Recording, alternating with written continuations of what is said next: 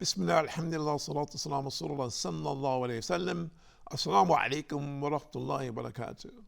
My name is Tahir Khalid, and I'd like to thank you all for joining us today here at Sharjah TV on getting to know your Lord, getting to know Allah, the Lord and Creator and Sustainer of all things, the one who is aware and conscious of all that we do, those things which we say and do, and the things even which we think, those which are in our heart.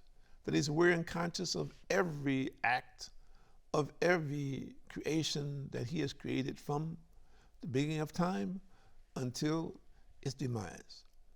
And if you're one of the people who disbelieve, who do not believe in that, who think, well, I don't think that there's really a Lord, a superior Lord. I think that this world is just comes into existence on its own, then you need to listen, and hopefully by the end of this program, your heart will be open to the truth. And this is, of course, our intention, that every soul gets the message that there's no God but the one and only God, who is the Creator and Sustainer of all things, that nothing happens without His knowledge. Nothing happens without His permission, regardless of how small it may be or how big it might be, regardless of when it happened or when it is going to happen. That is only by Allah's plan that these things take place. And for some people, of course, this is very difficult for them to accept. But today we're going to talk about the fear of Allah, taqwa. And we'll talk about some of the descriptions that we hear from our learned people.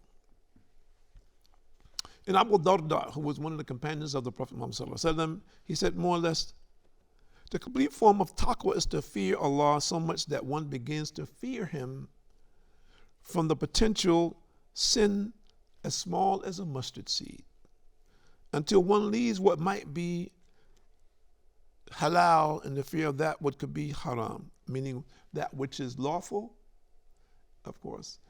He leaves that which is unlawful because he's afraid of, and he's judging.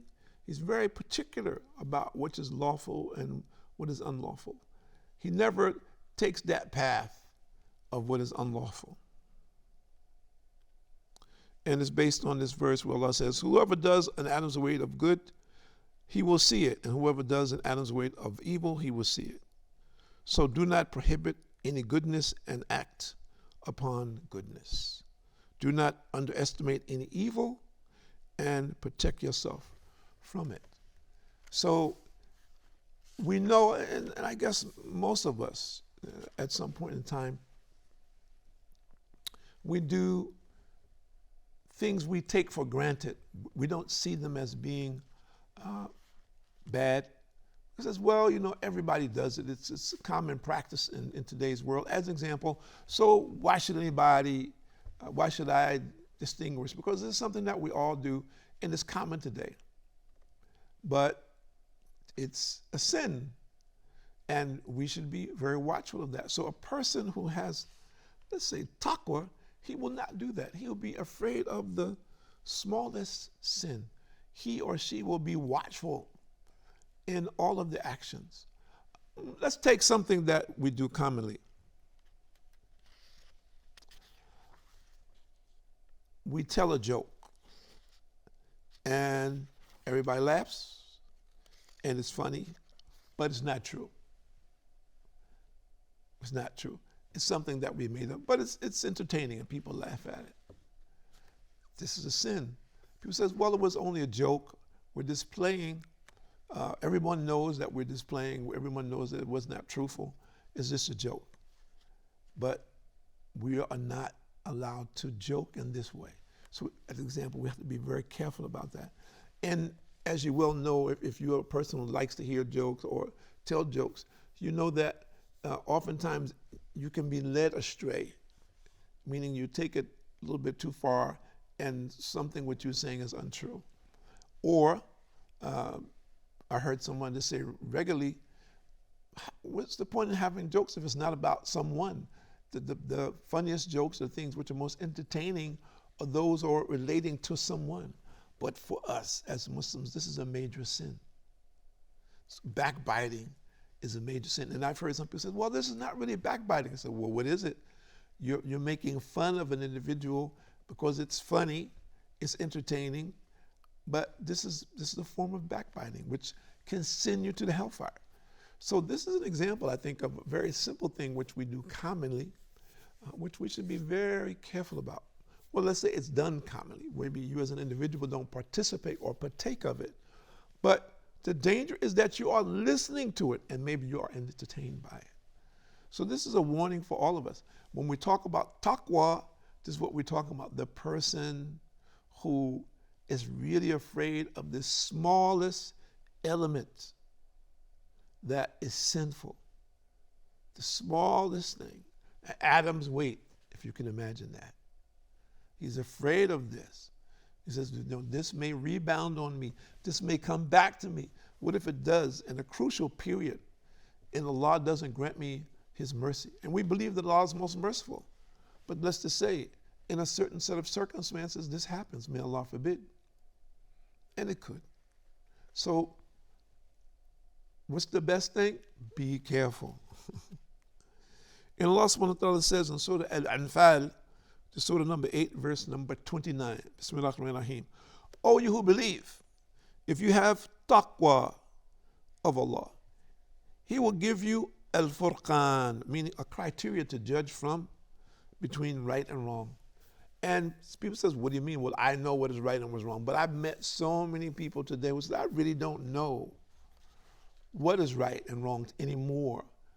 The criteria for right and wrong has changed from when I was young or years ago. And some of the things which we commonly considered to be improper not so very long ago, today have been common practices and acceptable among people generally, depending upon which society in which you live. So when we talk about this, it is important to be able to judge what is right and what is wrong. And our criteria for this must be what Allah has told us. He says, well, in our society, we have laws. He says, okay, but those laws are man-made laws, aren't they? And not saying that the laws are not good or they're not beneficial for the people, but man-made laws can change at any given time. A single individual can say, well, this law is no good anymore. Or a group of individuals can come together and say, well, we voted and we decided that we don't want this anymore. It's not good for us. It's not good for the general population, as an example. It may have been good for people for 100 years, and then all of a sudden they decide no. So not being able to judge between right and wrong is something that is, let's say, a weakness for us, especially when we're talking about Allah's criteria. That our sins will be written. Every sin will be written. Every good deed is being written. That we'll have to account for our deeds and actions. When we go to the grave, the only thing that will go to the grave with us is our deeds. Just think about that. Bad deeds, good deeds. That's what's going to the grave with us. So where should our consciousness be? When we talk about taqwa, when we talk about the fear of Allah, when we talk about the remembrance of Allah subhanahu wa ta'ala, when we talk about trying to focus on our relationship with Allah 24/7, meaning that we put ourselves in tune in the way which the Prophet showed us, salatu wasalam, on a daily basis, so that in every pursuit, however big or small, that we are obeying the commandments of Allah to the best of our ability. So this is what we should be striving for. Somebody says, oh man, you could never do that. You can neber be like the Prophet ﷺ. But I ask the question, who have you heard that says, I'm trying? How many people do we hear saying, well, I'm trying every day, I'm trying to improve, I'm trying to learn more, and what I'm trying to learn, I'm trying to implement. Or as the people says, oh, well, you couldn't do that, he's special. Or someone says, oh, this is the 21st century, man. What's wrong with you?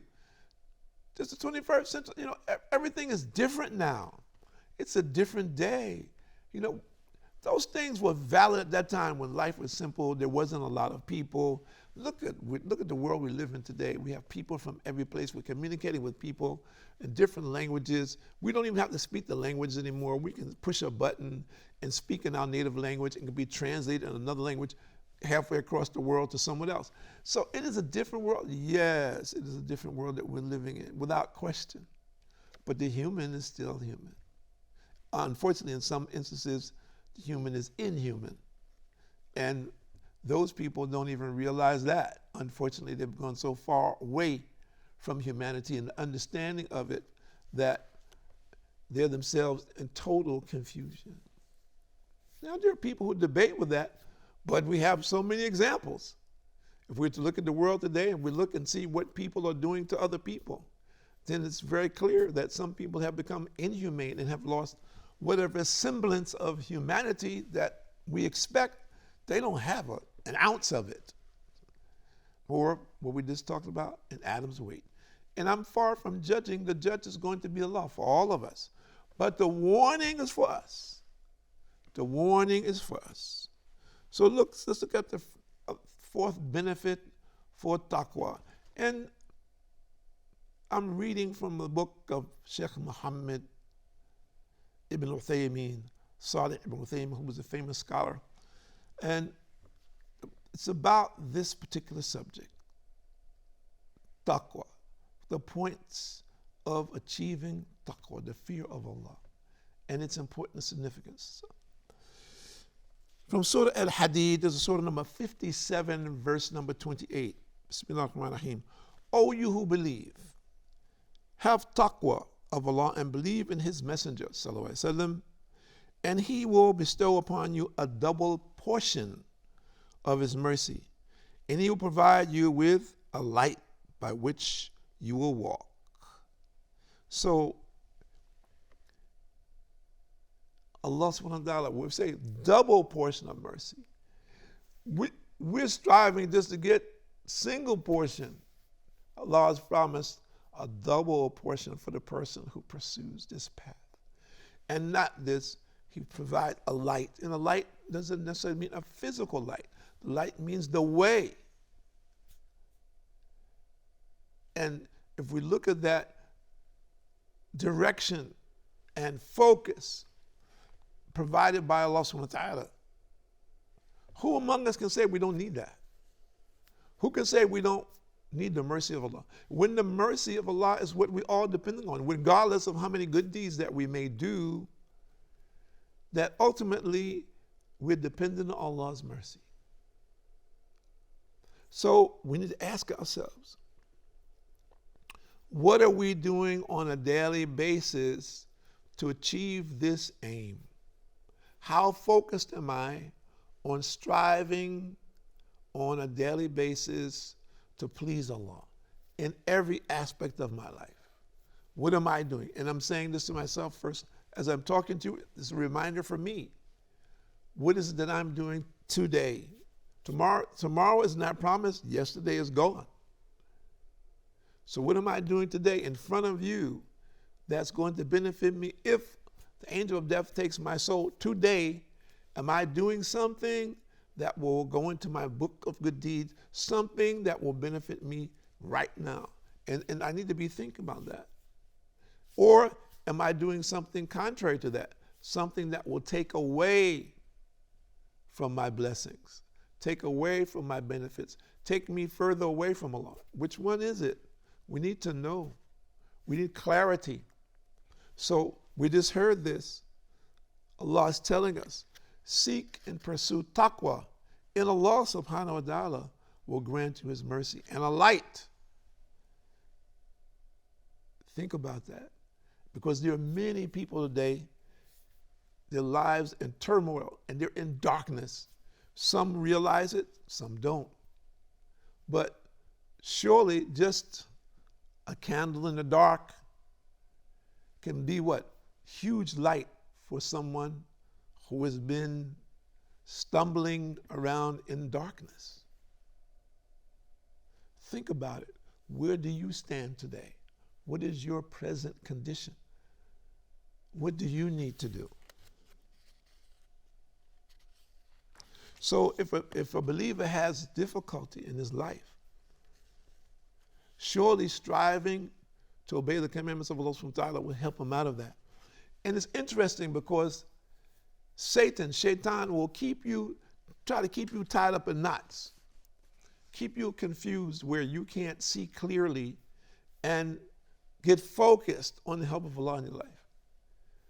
And many people said, well, I don't understand who is Shaitan. I don't believe in Shaitan, Satan. I believe that whatever you do is, it's on you. And the real Satan or Shaitan is the people.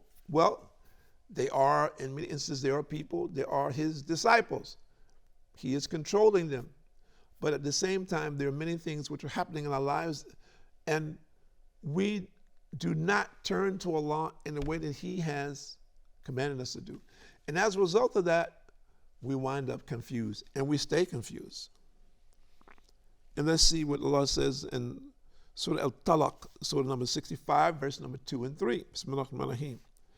And whosoever fears Allah and keeps his duty to him, meaning maintains taqwa, he will make a way for him to get out from every difficulty, and he will provide him sources he could never imagine.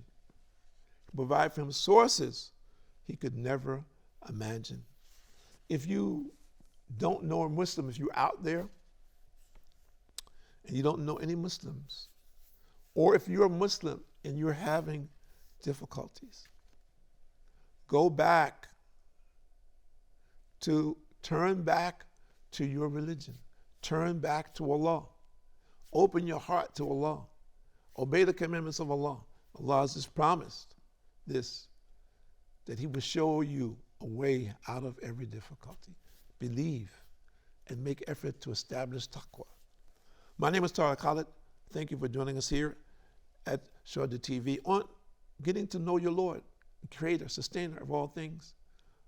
And keep this in mind, that the better that you know your Lord, the more effort that you make now, the more it will benefit you in this life and the hereafter. Assalamu alaikum wa rahmatullahi wa barakatuh.